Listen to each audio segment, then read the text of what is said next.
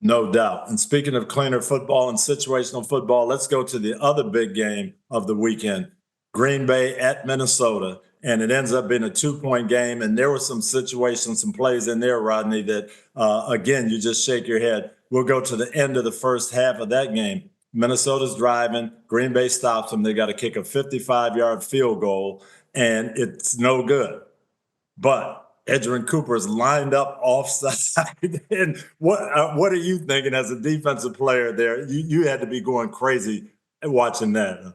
Yeah, I mean, and it really took away from the excellent game that he had. I mean, he was all over the field making tackles. But once again, you always have those end guys on that field goal block looking down the line and saying, hey, Edgerrin, scoot back up, half a yard or scoot up. And that's what you got to do. Those are the simple checklists that you have to do in every situation, in every moment. That's why you need, multiple leaders. But that should never happen. And if the special teams coach, if he's looking down the line, he should be saying, hey, man, get back. But you can't make those type of mistakes and they end up losing by 2 points.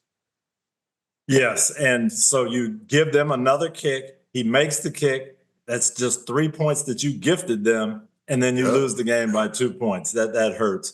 Well, the other side of that coin is Minnesota on their last drive. They get the ball back. They've got a 2-point lead coming down to the 2-minute warning. They've got to make a first down to ice the game. They put it in Sam Darnold's hands, and they call 3 naked boots where he can get outside the pocket. If it's not there, he can run. If it is there, he can throw it. He did a great job of decision-making, threw it to 3 different guys. They all stayed in bounds. They executed that segment of things perfectly. Well, where do you think that came from? That came from a lot of work with head coach Kevin O'Connell, the time that they put in, the communication.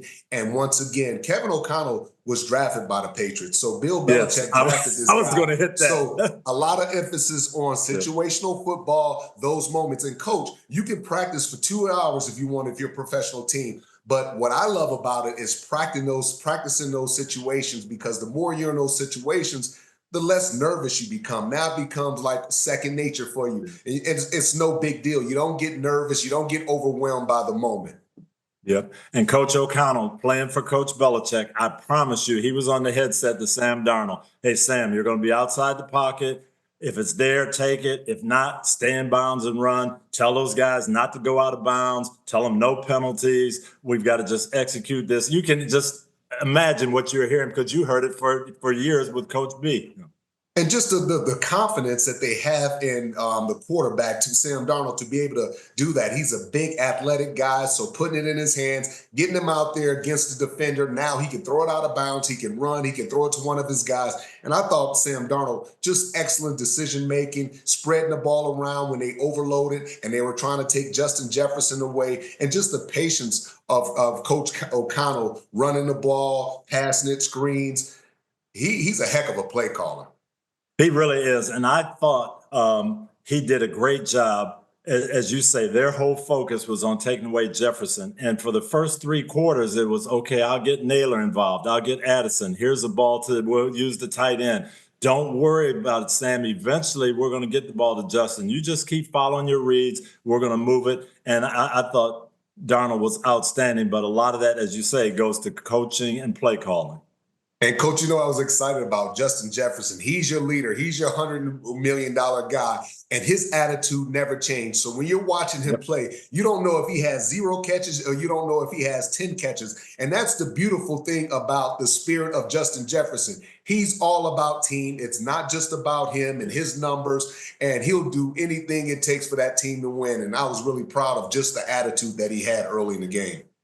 I agree. I was watching him, and every break it seemed like he'd be sitting on the sideline with Keenan McCardle, their wide receiver coach. They're looking at the tablet. Here's what they're doing. Don't worry. Eventually this is going to be here. Sam went to the right guy, and he's just as excited. When they doubled him and they hit Naylor on the touchdown pass on the post, he's as excited as anybody. And that's awesome. That's what you want from your leader.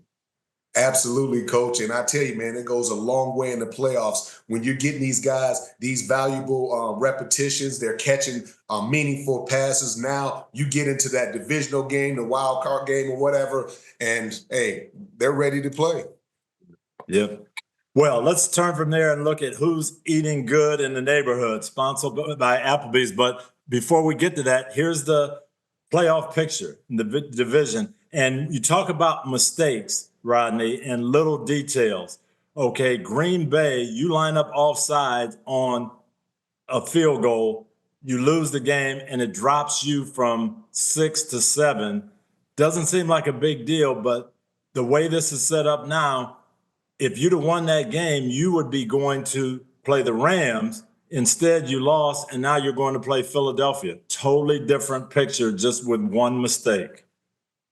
Yeah, and that's tough, man. Philadelphia, they're much improved on the defensive side of the ball. Now you got to go on the road in a hostile environment. Coach, we've been there as players. We've been there as broadcaster. It's no fun going there. That's a very tough environment to go to. And then we also saw in there Atlanta dropped out. They were in that number 4 spot. They dropped all the way to in the hunt. One illegal contact penalty on 3rd and 22 changes things around, and now you're one play out of the playoff race. And that's why I love this time of year, because it forces you to play good, solid, situational football. And Tampa really gave them a gift. I mean, when they went out there and lost to the Dallas Cowboys, they put them back in first place, and they gave the Falcons a gift. And this is something that's going to hunt the Falcons the entire offseason. It's something that you said Sunday night, and it's something that Raheem Morris is going to have to live with. This is going to be a tough situation for them, because they should have won this division. Yeah, they had it in their grasp, and now they've put it in Tampa's control, and I don't think Tampa's going to let this go. They play the Saints at home. My boys have already asked for tickets. They want to be out there and celebrate going to the playoffs, and I think that's what's going to happen. Yeah, Baker Mayfield, he's looked terrific. Bucky Irvin, and I think Baker Mayfield is going to put another great performance, 4 or 5 touchdowns. I can see it right now. Yeah.